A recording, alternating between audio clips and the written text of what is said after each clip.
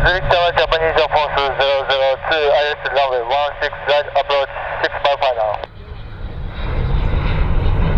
FM 002, Zurich Tower, hello, wind 010 degrees, 5 knots, runway 16, clear to land. Runway 16, clear to land, Japanese Air Force 002. That's correct. Japan Air Force 002, after landing, vacate to the right via intersection Romeo 8, and Marshall is waiting for you. After landing, turn right, Romeo 8, Japanese Air Force 002.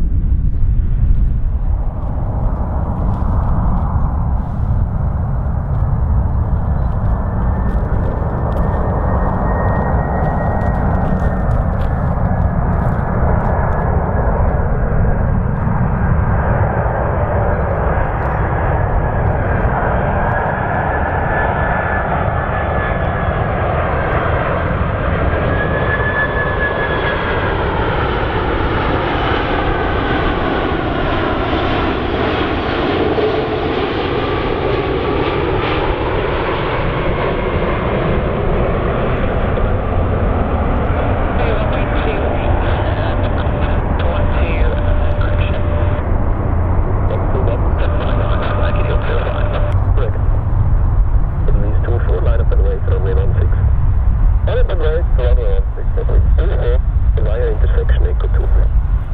Echo 2, at least 2 4.